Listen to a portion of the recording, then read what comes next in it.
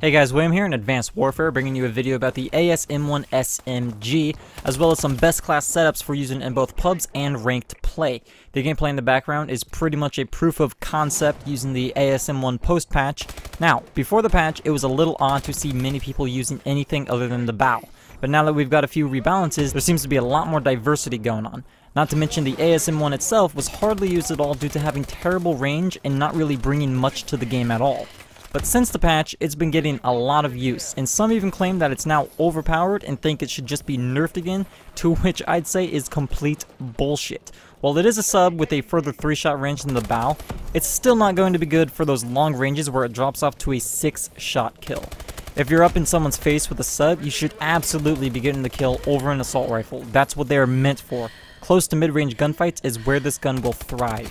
The best thing to do when you come into those long-range gunfight situations is try to run away and flank around to close the gap. You don't want to be caught in the ASM1's 5 to 6 shot kill range against an AR, and this game has a lot of places where that tends to happen. Now for the best class setups, I have 4 that I would recommend using, each with a couple variations. 2 of them are for pubs and the other 2 are for ranked play. They're all meant for speed and getting from point A to B as fast as possible while still remaining deadly.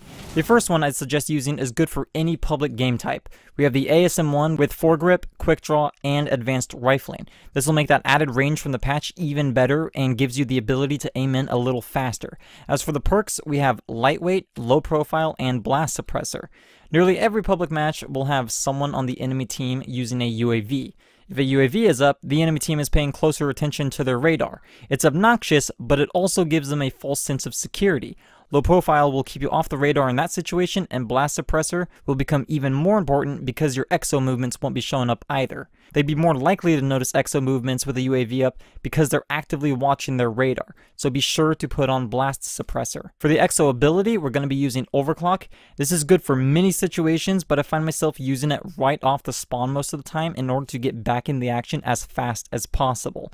With an SMG, lightweight, and overclock class, you'll be moving pretty fast and catch people off guard quite a bit. We also have 3 score streaks on this class. We have the UAV customized with extra assist points and extra time. Next we have System Hack customized with assist points, and finally the Warbird customized with aggressor. Now you can really customize these any way you want and you don't have to use any modules at all even. My setup is designed to get me the Warbird as soon as possible after I get the initial UAV, which is pretty damn easy in domination now. The UAV gives me more points and lasts longer, while System Hack also gives me assist points now. For the second pub class, I changed up 3 things. I took off quick draw and foregrip and put on parabolic microphone and hardwired. This is the class I use primarily for domination because System Hack is constantly coming in and causing a lot of grief. It might seem odd taking off foregrip, but the ASM1 is actually pretty accurate without it, especially if you're using the rigger variant, which increases accuracy by as much as a foregrip does. The parabolic microphone will help you find those using suppressors on the minimap, which is very effective and works great in team deathmatch as well. Now for the ranked classes, our setup changes a bit more, but that's because certain things are banned that make some perks redundant. For instance, low profile is no longer needed due to no UAV score streak. On top of removing low profile, we also put back on quick draw and foregrip. Even though both of those aren't mandatory for this gun, it still gives you a bit of an edge when playing against other ranked players.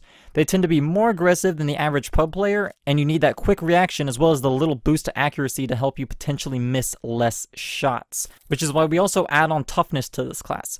We don't need hardwired anymore since we don't need to worry about System Hack, and toughness helps you stay on target when you're getting shot at. Moving back up to the perk 2 slot, we put on the Fast Hands perk, and while it's not needed for using overclock, it is helpful for using mute device, which we also put on. This class is probably better for playing search and destroy when rushing the enemy spawn and trying to flank around, or trying to sneak to the back of the base and capture the flag. That's when I would use this. The second class we have for ranked play only has 1 or technically 2 variations. We remove mute device and put on 2 stuns. This can be good for any game type honestly, but I prefer to save my stuns for hitting the flag carrier in CTF or the satellite carrier in uplink. If you can predict the route they're taking, it's pretty easy to slow them down, especially since you can choose to manually detonate them, which is how I assume most people will play. So that's the 4 classes that I'd suggest using with the ASMelt1. Yes, I stole that name from someone on Reddit, but still, it's pretty damn accurate. This thing melts anything in close proximity and has very good range for being a sub. It's really hard to put down, honestly, and I find myself trying to use it on every map, which isn't always a good idea. For instance, Defender is not a map where this thing will be at its best, but I still use it on there like a noob sometimes because of how fun it is to use now. I hope you guys enjoyed this video and the gameplay demonstration of this melt machine. If you did, hit that like button and subscribe to my channel. It really helps me out, and I'll see you next time.